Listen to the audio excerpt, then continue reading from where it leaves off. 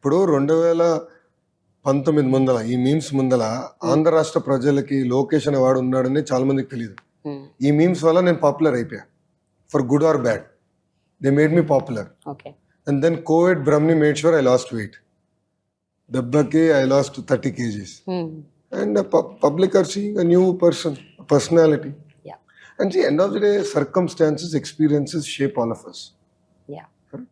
సందర్భాలు మన అందరూ మార్చుతున్నాయి. అలానే రాజకీయాల్లో కూడా నేను నేర్చుకున్నాను. అందరం తప్పులు చేస్తాం, మనం ఎవరు దేవుళ్ళు కాదు కదా. అందరం తప్పులు చేస్తాం, తప్పుల నుంచి నేర్చుకుంటాం. దానికన్నా ఎక్కువ ఏదేమి ఉండదు. So that has moulded me and made me much stronger person. Yes, కొన్ని సందర్భాల్లో కుటుంబానికి అనిపించింది. ఒక సందర్భంలో ఎందుకు రాజకీయాల్లో ఉన్నాము, బాబు గారిని ఇంత హింసిస్తున్నారు, అలాంటి వ్యక్తి రాజమండ్రి జైలుకి వెళ్తూ నిజంగానే బాధపడ్డా. కళ్ళంటూ నీళ్ళు కూడా వచ్చినాయి. ఆయన అక్కడ చూస్తాం చాలా బాధ కలిగింది, నో సెకండ్ థాట్స్. కానీ ఏ రోజైతే హైదరాబాద్లో గ్రాటిట్యూడ్ కాన్సర్ట్ జరిగి 40,000 మంది ఐటీ ప్రొఫెషనల్స్ వాళ్ళ కుటుంబాలతో వచ్చి పాల్గొన్నారు, I said this is all worth it. Because Babu garu 25 సంవత్సరాలు ఇంతమంది జీవితాల్లో మార్పు తీసుకొచ్చారంటే, వెలుగు నింపారంటే, పడుతున్న ఇబ్బందులు పర్వాలేదులే అనిపించింది. రేపు గ్యారంటీగా నన్ను కూడా ఇబ్బంది పెడతారు. It is fine, will face it. It is okay. It's a small price to pay.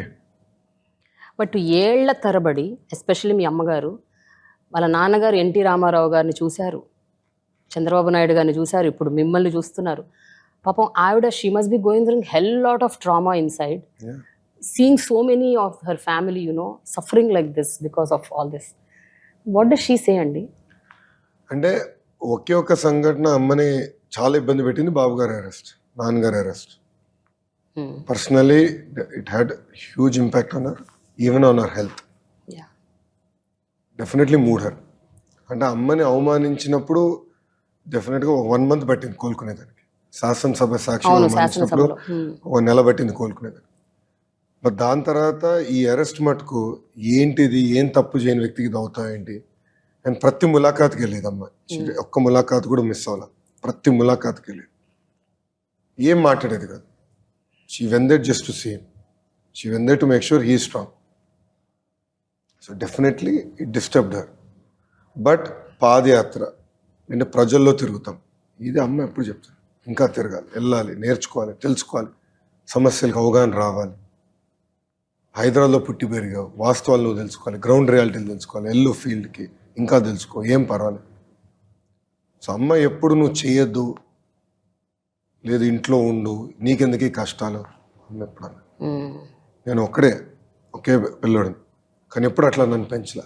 ఇప్పుడు కూడా నేను కొంచెం అటు ఇటు మాడితే కర్ర తీసుకుని మా అమ్మ నన్ను కొడుతుంది. సో అలా పెంచింది మా తల్లి, ఒక పద్ధతి, ఒక క్రమశిక్షణతో పెంచింది.